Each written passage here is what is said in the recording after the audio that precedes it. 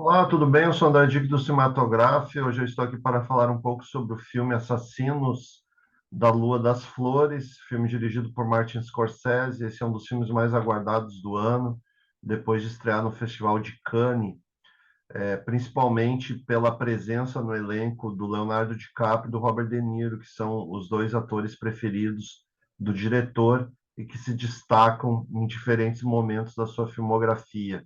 O Martin Scorsese aqui, ele trabalha sobre um roteiro escrito por ele e pelo Eric Roth, que fez alguns trabalhos de destaque, como o curioso caso de Benjamin Button, Forrest Gump, Duna, Nasce uma Estrela.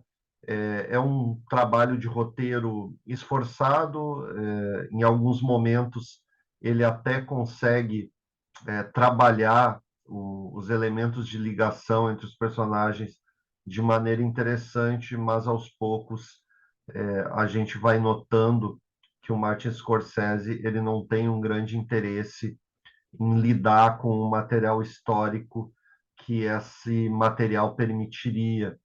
Ele mostra a nação indígena Osage, no Oklahoma, que em determinado momento da história teve muitos ganhos materiais e isso acabou atraindo muitas pessoas brancas querendo se aproveitar desses ganhos.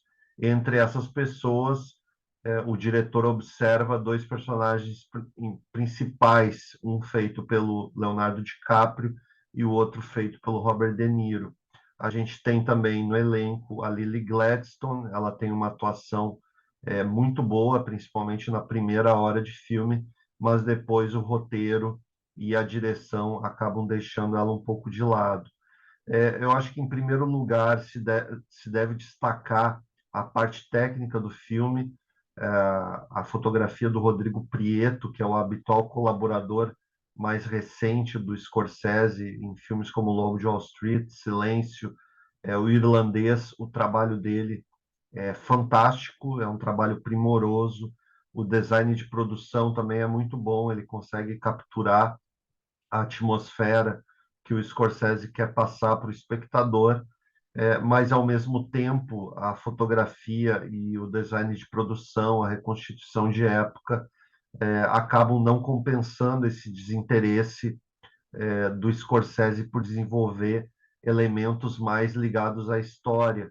Possivelmente o espectador ele vai acabar se inteirando muito mais de todos esses temas que o filme tenta apresentar, muito mais por artigos de internet do que pelo próprio filme. E isso é uma pena, porque o Martin Scorsese, desde os anos 70, ali, quando você pega o Taxi Driver, New York, New York, depois nos anos 80, O Rei da Comédia, ou Depois de Horas, que é um filme bastante subestimado, o Scorsese ele sempre foi um diretor bastante interessado em desenvolver personagens, estudos de personagens, apesar dele ser reconhecido muito pelos filmes de máfia que ele fez, como Os Bons Companheiros, Cassino e O Irlandês. Eu acho que falta um pouco o impacto desses filmes, esses filmes mais, digamos, contemporâneos do Scorsese. Eu acho que o filme dele acaba criando um distanciamento, não só pelo desinteresse que ele tem em relação à história, ao contexto histórico do filme, mas também pela ausência de mais emotividade. Você não sente muito drama também na condução dos personagens. Os personagens eles parecem distantes do espectador, parecem também distanciados entre eles no filme.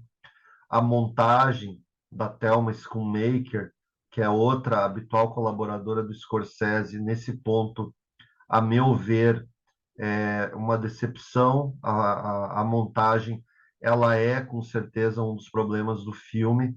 A impressão que o espectador tem, pelo menos eu tive, é de que o Martin Scorsese ele praticamente usou boa parte do material que ele filmou nessas 3 horas e 30 minutos.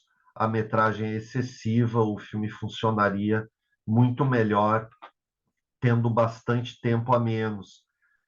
A história ela começa de uma determinada maneira, tentando desenvolver os personagens, recupera alguns elementos do Sangue Negro, filme do Paul Thomas Anderson, do início do século, ali com o Daniel Day-Lewis.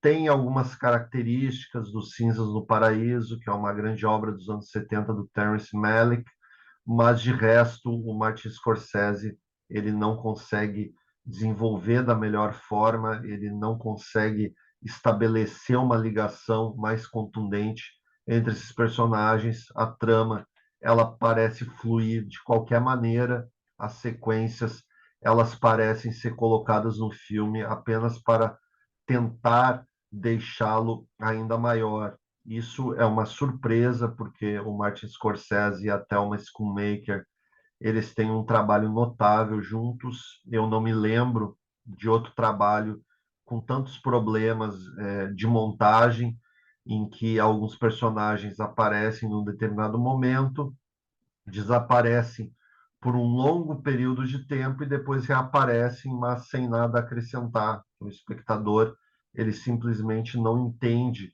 por que que alguns personagens aparecem e depois somem dentro da trama.